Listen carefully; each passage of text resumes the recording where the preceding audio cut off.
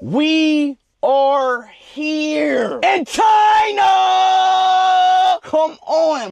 All right, let's get down to business and discuss the situation that IShowSpeed has found himself in. Speed is presently touring through China, just like he has done in numerous countries in the past.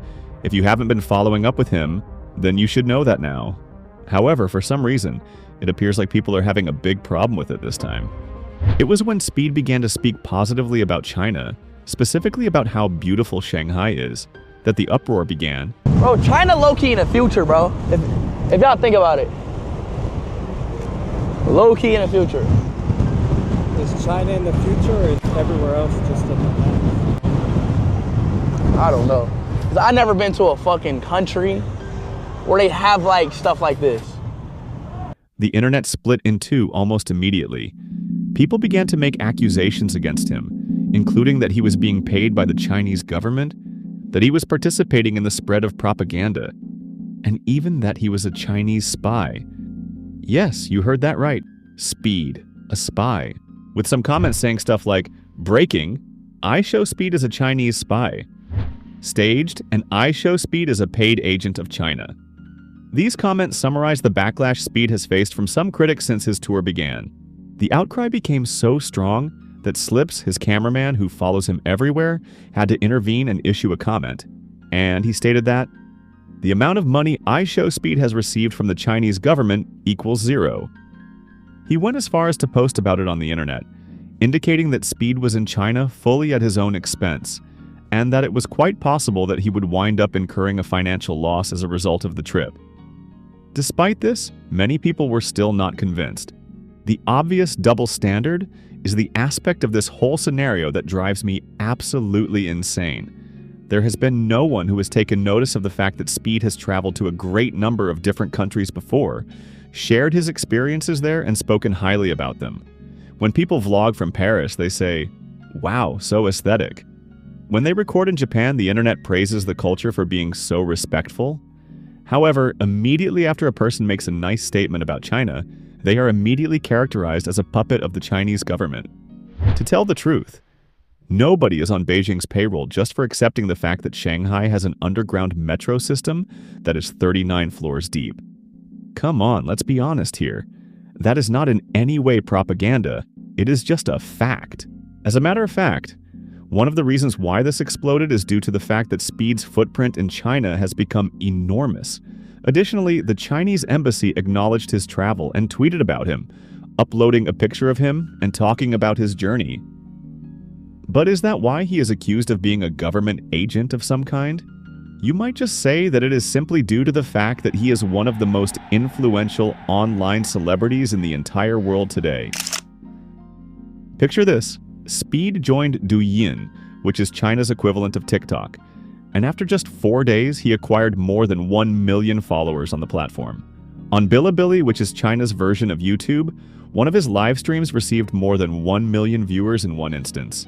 Even for the most influential people in the world, something like that does not occur on a daily basis.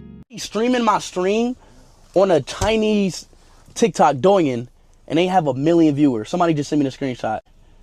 What the what? What, bro? That is insane right now. Does that mean you broke your record technically? I mean, technically. Not on YouTube. Chat. Just imagine if China wasn't banned in YouTube. I think China will probably be like top 3. I think. While Speed is in China, he is not only visiting the country, but he is also dominating the social media arena there in a way that very few content creators from the West have ever done. And that is important regardless of whether or not people like it. However, here is when things start to become exciting. Over the course of several decades, a vast wall of propaganda has been separating China and the West. At the same time, both sides portray one another as the bad guy, giving their own population stories that have been drastically altered. Nevertheless, as a result of social media, influencers like Speed are now able to break through that wall and convey the unedited, raw reality in real time. Because of this, people are frightened. When someone like Speed live streams precisely what he is witnessing, without any political intent, it messes with the well-formed narratives that people on both sides have been given for years, It doesn't matter if you are pro-China, anti-China, or somewhere in between. It messes with the narratives. Speed has done more to combat misinformation in just a few hours of live streaming than the majority of politicians have done in decades when they have been in office. During Speed's journey, one of the most important things that he learned was not just how significantly different China is, but also how much more sophisticated it has grown. During the course of his stream, Speed was traveling through a tunnel when he made the following statement. "Alright chat, we're probably going to lag." But there was never a break in the stream.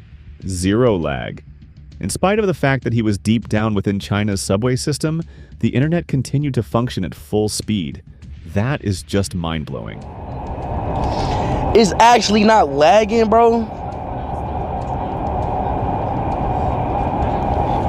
Yo, China is insane. We're literally underground. We should be there by now. While this is going on, in the US, it is possible to lose connectivity just by entering a grocery shop. And then there are the cars. It has come as a surprise to everyone that China has surpassed Germany and Japan to become the largest automobile manufacturer in the world. Speed was able to go behind the wheel of some of their most advanced vehicles, including the Xiaomi SU7, and was completely blown away by the experience. I just bought this $250,000 car in China. Let's see what it can do. Sue! The car even does the suey! Chat, the car can even dance by itself. Look. Up, down, right, left. This car can even turn by itself. Look. It can turn by itself. Hell no! It can turn by itself. I'm not even pressing nothing. Oh, did it just jump? Oh, hell no! What the hell? Chad, hell no! Chad, these cars in China crazy, bruh. But here's the thing, if you live in the United States, you probably don't see very many Chinese vehicles. And why is that? Because they are subject to tariffs beyond 100%, which essentially prevents them from entering the American market. But car experts think that if those tariffs were lifted, Chinese automobile manufacturers would definitely dominate the automobile market. When one has never visited China, it is simple to fall into the trap of labeling it as a developing country. Nevertheless, the fact of the matter is that China is now ahead of the West in a number of areas, including infrastructure, transportation, and even consumer technology innovation. Nevertheless, let there be no confusion. The mere fact that someone appreciates China's progress does not indicate that they are supporting the government of China. One is able to admire the scientific accomplishments of a nation without necessarily endorsing the political structure of that nation. One might criticize Dubai's strict rules while still saying that the city is futuristic. It is possible to say that Shanghai is stunning while still acknowledging the censorship problems that exist in China. For instance, despite the fact that Speed was awestruck by what he'd seen, there is a significant possibility that he would not be able to perform the tasks that he performs if he were to truly live in China. It is possible that his standard of living may improve, but he will suffer a significant loss in terms of his freedom of expression and privacy. That is the present truth. The internet, however, doesn't like shade. It is adamant that everything be shown in black and white. You either have a deep love for China or you are a government stooge. Either you have a deep-seated hatred for China or you are a naive Westerner. However, it is not how things turn out in the actual world. To put it simply, Speed is not a Chinese spy at the end of the day. Basically, he is just a YouTuber who went to China, saw some amazing things, and then shared his experiences with his audience.